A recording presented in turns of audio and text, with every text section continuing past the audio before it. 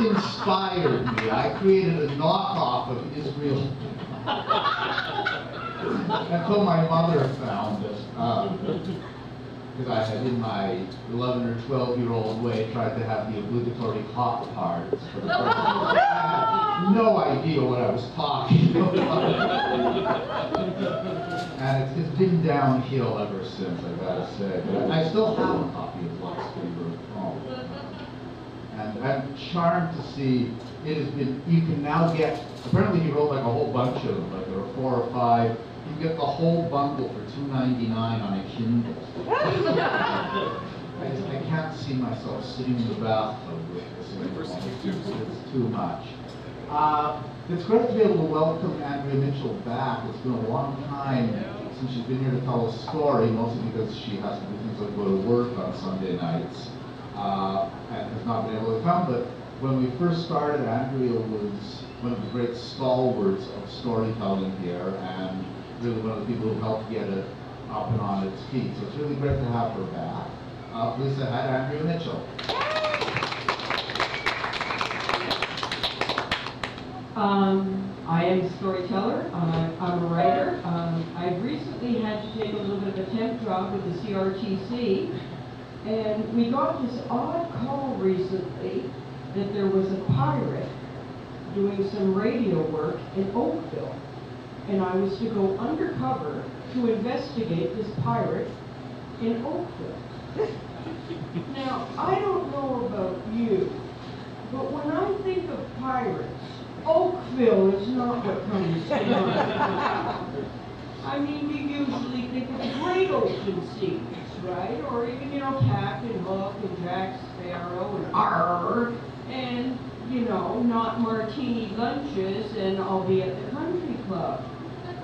And so, you know, with the CRTC budget, this is what I said, well, you know, should I have a night for anything? They gave me some xylophone sticks. And I'm going, well, what in God's name am I going to do with this? Can't hurt anybody.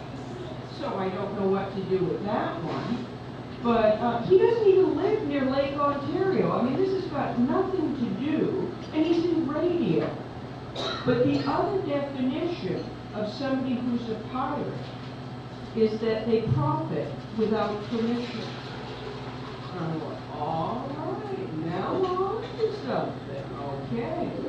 So this guy is looting from her fortress. Not so easy there either. No, this skullduggery was more of a sense of sleight of hand with the mind. And it wasn't even money he was taking from them, because that you can always give back. But this guy took your time. He took your dignity. He even took your soul if you let it. And that's not so easy to slip back into the wallet, is it?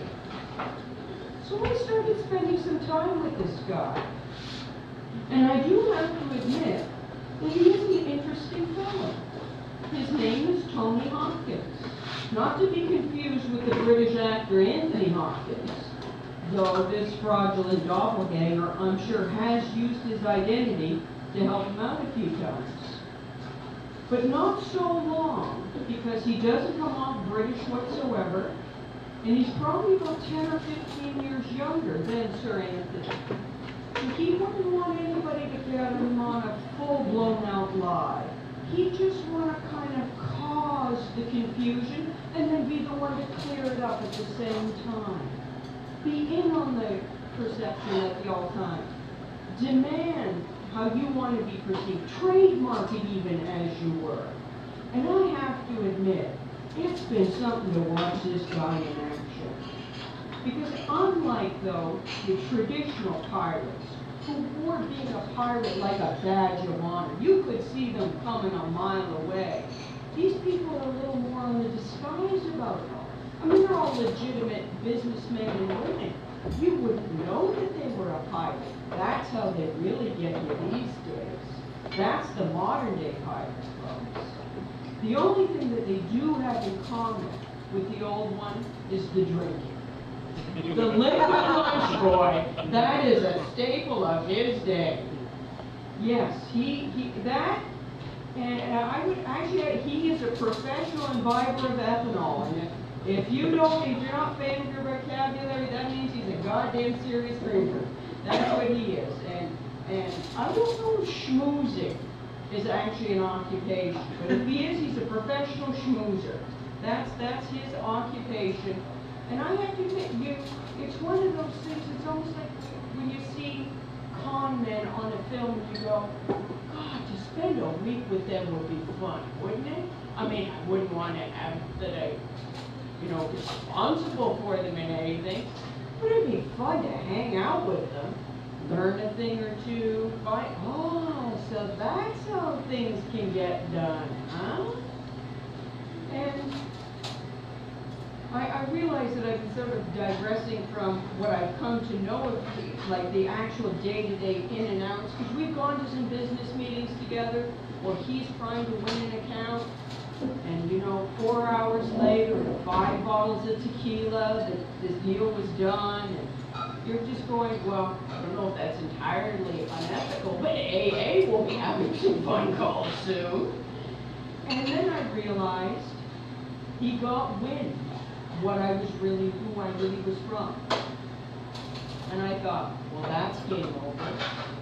Not for a pirate. What did he do? He offered me a job. Of course. And with benefits and bonus. And I sort of thought, now tomorrow I'm supposed to go in front of the CRTC and tell them my findings, and I'm going, well, I've got a choice now, don't I?